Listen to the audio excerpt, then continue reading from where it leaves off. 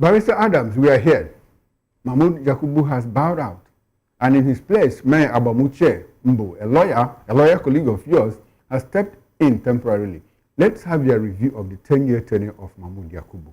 How will history judge him? Kind or harsh? Let's hear you, sir. For me, the tenure of Mahmood Yakubu, I don't think history will have a fair place for him in terms of elections and electoral matters. During the twilight of his tenure, the most implausible and keenly contested election took place, which is the 2023 national election that produced the current president. I would dare say that this particular election, in my own recording, was the worst that has taken place or took place in Nigeria. And I say this because my reasons are not far-fetched. Okay. And I am not Didi Musan.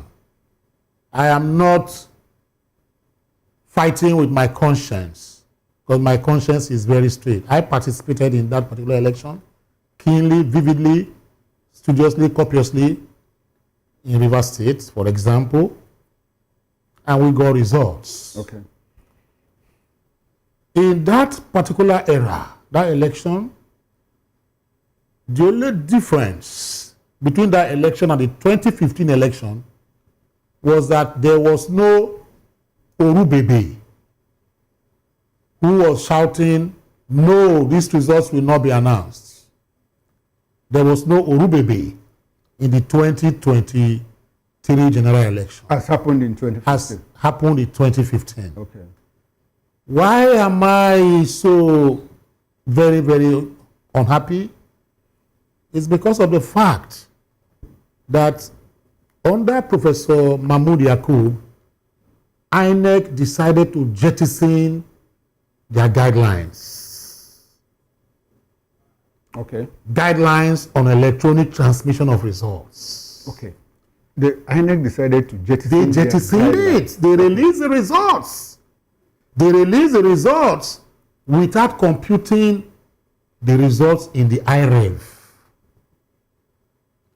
And when the Electoral Act gives direction or directives, I do not think any Homo sapien, no matter the particular office that person occupies, that he can circumvent or circumnavigate, that particular directive or direction. Now, Barrister, before you move on, I think I have two important questions to ask you. Now, let me ask you the first one.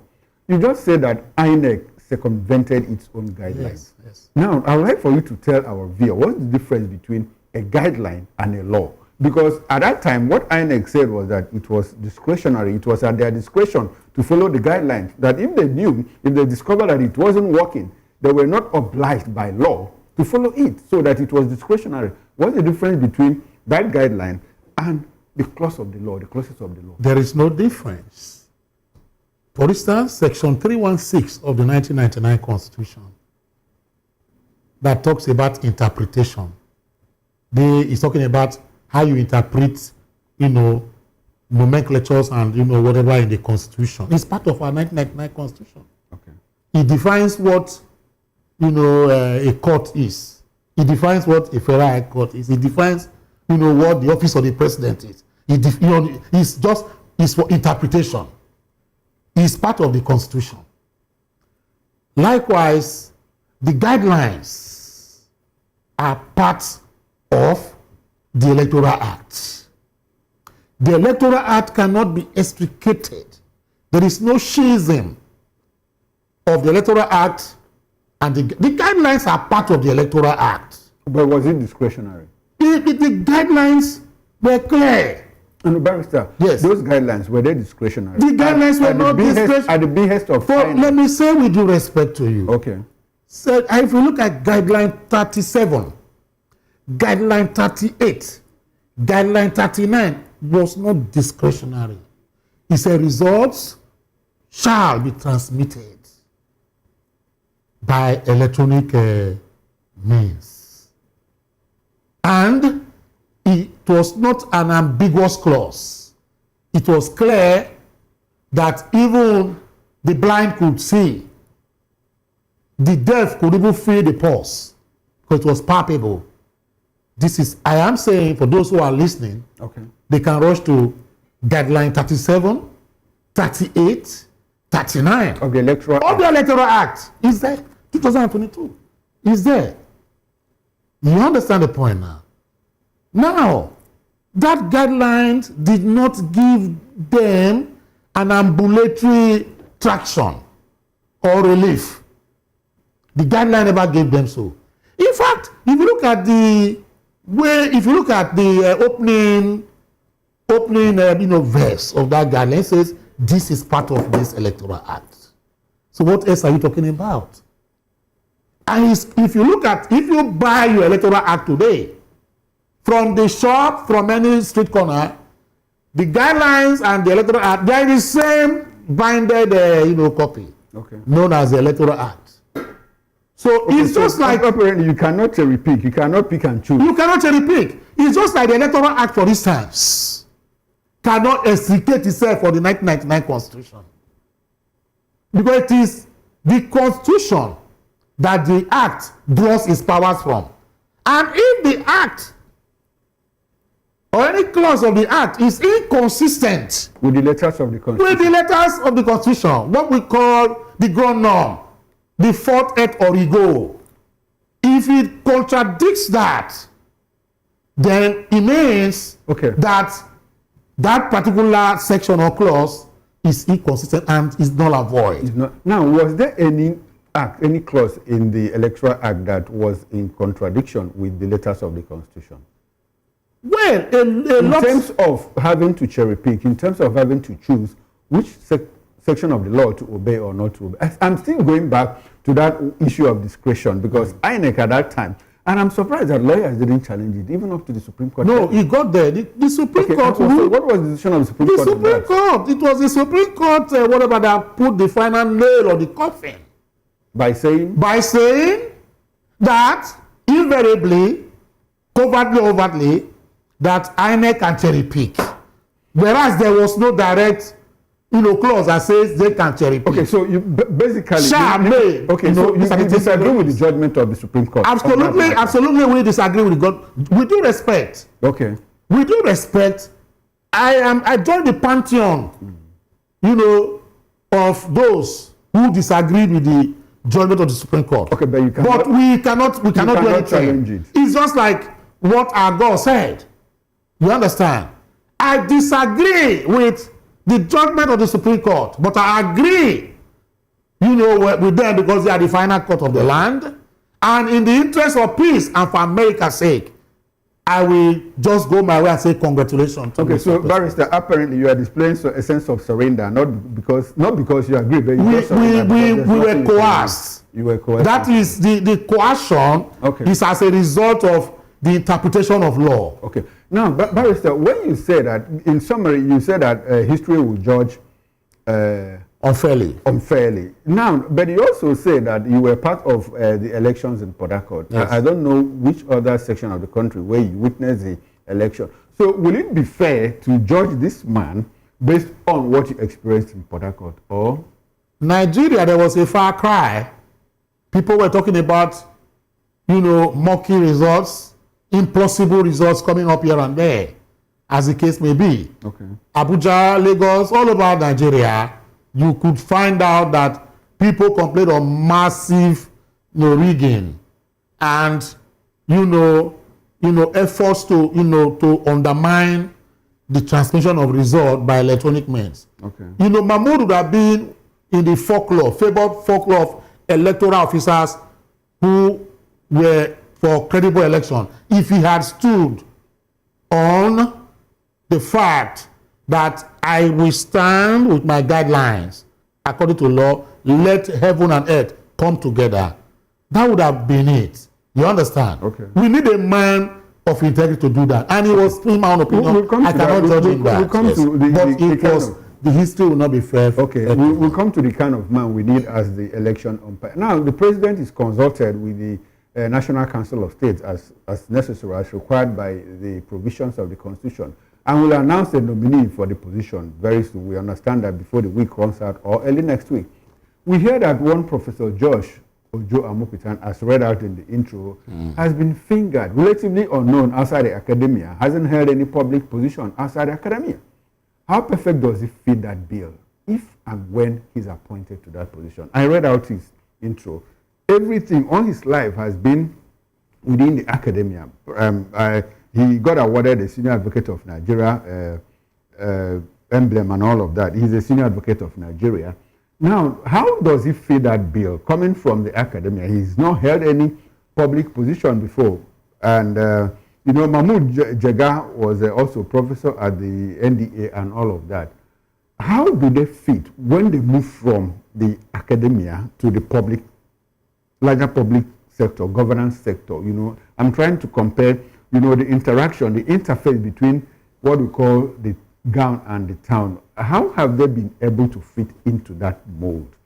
Direct from the classroom to the public sector where there are intrigues and all of that, in public politics. How is he able to fit into all of that? Assuming if he is appointed into that position. Excuse me, see, the point is this. The position of chairman of INEC is not an academic position. Okay. It's not a Nobel Prize for academia. It is not an Oscar award for academia. An INEC, Independent National Electoral Commission, is that not what they call it? Yes. It is a commission of integrity and honor. There are people, and the mantra, in fact, the mantra or the motto of INEC should be death before dishonor. That is what should be there. I saw that movie. You understand? You saw the movie. Growing up, it should be that what should be the logo when you say Independent Nigeria Electoral Commission, Office of the Chairman. He will put underneath death before dishonor. Do you understand? That if you want to dishonor me, I'd rather die. But I would die to enthrone a virile and credible election for Nigeria. So it is not about academic award. It's not about a professional award. An illiterate can even head that particular department insofar as it's credible and honest. Okay, now and he's passionate. When you say he's a patriotic man. So when you say that the position of INEC chairman is not for the academia, yeah, it's a position. It's for honesty. Don't you have honest men in the academia? I don't know. That is the question and the profiling I want to say. The Nigerians, even the National Council of State, for which the president is going to, sign this name to profile this man. What integrity does he have? What family is he from? Does he come from a family of fraudsters? Is he from a family where deception is a loaf of bread and butter and people care not? What is the background of this man? If he's a professor of law, a senior advocate, that is his business. Does he have, the comportment as a lecturer that he was not part of the gang that was, marauding, the people, females and the rest of them? We should be able to look at his pedigree. Okay, so apparently what you are saying is that the government should conduct due diligence. Due diligence. Let me say, for instance, periscoping. If the president really want to enthrone, you should forget about what you have carried, whether you have 10 PhDs. You might be Queen's Counsel in England. In the UK, the chairman of the Electoral Commission in 2010 was an Indian, a British Indian. What was his qualification? Did he not deliver a credible election? He didn't go outside the guideline. So we don't need names. You are really not names as if we are looking for Minister of Education or Minister of Statistics. He went to Oxford. He might go to Oxford and he's a man who is going to have characters are not credible. Will you just bring him there because he's your guy? Hey, look, come. We might not get it all together. And mind you, I have never seen anything about his family profile. I don't know. No, maybe we need to, that is the question they must need to ask. The president has all those details. Not to him alone. Is the president appointing him? The intelligence community. For his, you see, they should do, that's what I'm saying. Maybe they are doing that. Before, no, they should not even hide it. Okay. All the profile should come out.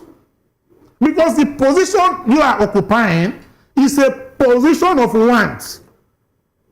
Of people with honesty, dignity, honor.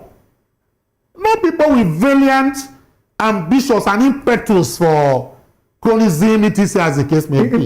In recent history, do you think that we have had a man that fits all this bill that the bill that you have just outlined now in our we have not we can't judge that. I will not be judgmental, but in my own opinion and assessment, we have not had. That is why we are in this same shibboleth. That is why we are in this same circus. It's like a rock and roll kind of thing. Because we do not, put things in proper perspective to select men of integrity. Otherwise, all the elections in Nigeria, they've challenged all the elections. People have said it's rigged from 1999 to date. Okay.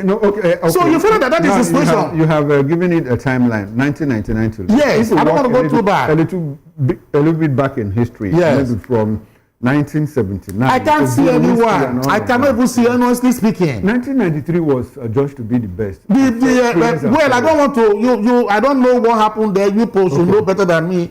It was adjudged to be because of MK Abiola. Okay. He won. Is that the reason why it was adjudged to be the friend and friend? Of course, I give that to them. That's what they are saying. Okay. I'm talking about 1990 date. Okay. So I don't want to validate the personas that I don't know their trajectories and all of that. Now, Barrister, what kind of questions? Because the man will appear before the Senate, for confirmation, which colloquially we call it screening. Now, what kind of questions do you think that the Senate should be asking this man, or anybody for that matter that is nominated by the president? What kind of questions? There are many. They should call in the DSS, and they should be interrogated. It should be interrogated openly. Let everybody see. Not bow and go. No, the Senate will do that. That is what I'm saying. They should ask him his background. What kind of questions? Okay. Not just asking him, because if you ask me now, I will use what they call sweet tongue and convince you. Okay. That is why the DSS should dig into his background. Like his political leaning. If they didn't dig, look, journalists have a role to play under Section 22 of the 1999 Constitution. Digging into his profile.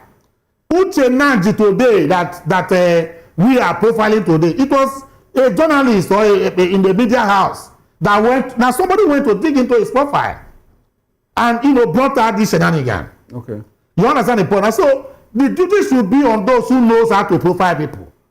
They will go and find out if the man has declared his asset. How did he get to that? How did he even get his sonship? How did he even get the professorship? How did he get whatever his background? No, Barrister, these are the things. We hear that there are members of the ruling party who are serving as National Electoral Commissioners in INEC.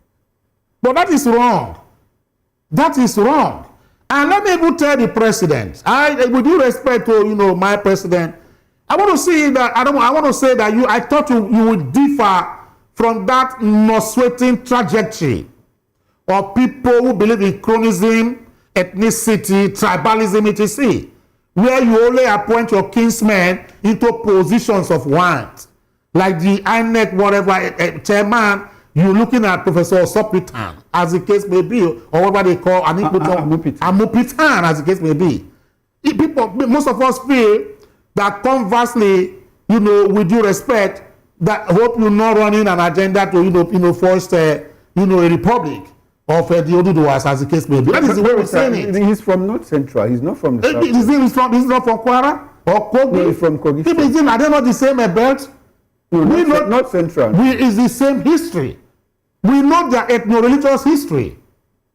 We know what happened. The reason why they belong to that place was about conquest. All right. So we are asking, I don't want to lose that particular track and trajectory so that we don't look at it as if it's an agenda, force a republic by default. We'll talk about it elaborately. But before we get to that, Nigerians are calling for an amendment of the Constitution to take away the powers to appoint INEC Chairman from the president. How can we navigate that track without the president having an input on who becomes the INEC chairman, you see, directly or indirectly. You see, let me tell you. Okay, go on. Because some people have said, let the NJC be the ones to sit down and nominate who becomes. Now the president appoints the chairman of the NJC. Yes. You now say, as some people have said, let's go to the National Assembly. The National Assembly, as we have it today, is some people say they are pliable, they are amenable to the wishes of the president. Because when the National Assembly president says, look, anything that the president wants, we'll give it to him. So is there any way we can navigate that track without the president having an input, even if it is indirectly, on the appointment? If we take it away from him, can we actually take it away from the president? I'm not talking about the president, Bola Ahmed Tinubu as a person, but the office of the president. Let me say quickly. So, you see, the point is, in Africa, Nigeria and Africa, we have voodoo type democracy and politicians. And when I say voodoo type, I go back to Seneca, who said, man serve the interests of none other than himself. So all political leaders in Nigeria, anywhere in Africa also, they serve the interests of nobody except that of themselves. That is why you see palpable poverty, underdevelopment, grind poverty, as the case may be, all over Nigeria and Africa.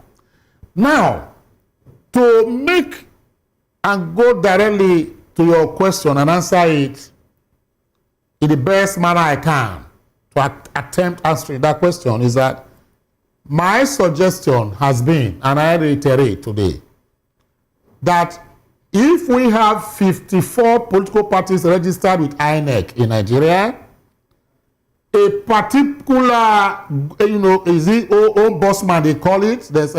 They call it a body. Let me say a body, a bureau or a commission set up by the political parties.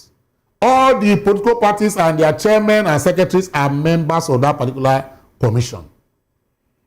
PDP, APC, ADC, all of them, they must bring their members. Either the president and secretary or whatever should be part of that particular, like we have IPAC. Okay.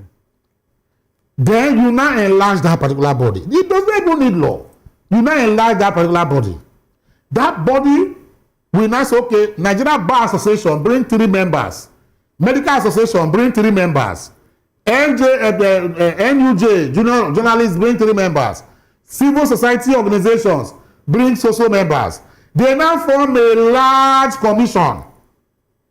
It is that commission now, you can call it any name you want to call it. It is that commission now that will put in, whatever, in the newspaper, social media and say, please, we want people to submit their resume or CVs for position of INEC Chairman Nigeria. Submit to chairman of this board setup. There is no government intervention there. Even if they want to go and remote control them behind, it's now left to the political parties for them to now allow them to, you understand? Okay. Now, when you have all the political parties, they now choose an INEC chairman, they will not complain of that man if the results come out, because all of them contributed in doing what? Advising that the man should be made the chairman of INEC. Now, when you make the man the INEC chairman, yes, he simply becomes a property of the government. No, you cannot be. The funding is all. No, that's what I'm saying. Comes from the government. That is what I'm saying. Babangida started all these things where government was funding political parties. No, I'm talking about INEC now. I'm coming. Okay. And INEC, even as the case may be. Okay. You understand the point? Now, if you fund, the government can contribute. Parties ought to be contributing funds too. The political parties, we say, look, we want to contribute funds To INEC. to the body that was set up to elect the chairman of this thing. Minister, we have gone beyond I that. understand what I'm saying. They contribute funds. Okay. Political parties have money. And let me tell you, who runs an election with trillions of naira in the whole wide world? What does it take? If not because of the kind of election we run here. Logistics. What logistics are you talking about? Movement of men and materials. Why should that be? Why shouldn't it? Now, if you have your laptop in front of you, like does happen in In the UK, for instance, they do the elections on Thursdays. Okay. People, I've never seen people queue and say they want to go and begin to vote. In the UK, they have steady power. I'm coming. I've never seen police or they shut down the whole of London to say because election is taking place today. The reason is because you go somewhere, you just go there and press and you go. Because nobody is not a do or die affair. Okay. In the moment you are pressing, it's recording somewhere. Can we do that? Of course we can do that. Barrister, we cannot manage that. See, let me tell you, that is the problem we are having. Okay. See, that is the biggest problem we are having. Oh, we cannot do that. It's so big. No, that we cannot do it. That is why man has remained today. The black man has been in this position. It's not an issue of we cannot do that. I am telling you. Realistically, I am telling you. Even at that, let's even assume, without considering that the government is even, when I elect, the government bring funds to that body called INEC. Okay. If the man compromises, the people who elected him will know and remove him. Okay. If you have gone to begin to do anti-party. You see the way they treat anti-party activities. When you see a big win leaving APC to PDP, they say expel him. So the powers will be given to that particular body composed. They say, okay, we suspect that the money the government gave to you, they have influenced you. So because of that, you are no longer going to be there. Please step down or you resign or we take you out and bring a new person there. You understand the point? That will keep people on their toes. It keep people on their toes. Have you ever imagined a situation where a show will be in that particular ombudsman? People like Monday Obani of NBA will be in that particular, whatever the case may be. Femi Falana, they are all part of that, whatever the case may be. They appoint, people. They appoint a man and say, this is the man, he's our INEC chairman. Government, bring your money and fund. Transparency. The man will tell you how he spends the money, how much he receives from government. And he cannot divert, cannot do that. If he's dancing to the tune of the government that gave him the money, then the people will say, no, we are suspecting you, you have to leave that position. In the years to come, you will find that we will almost perfect the system.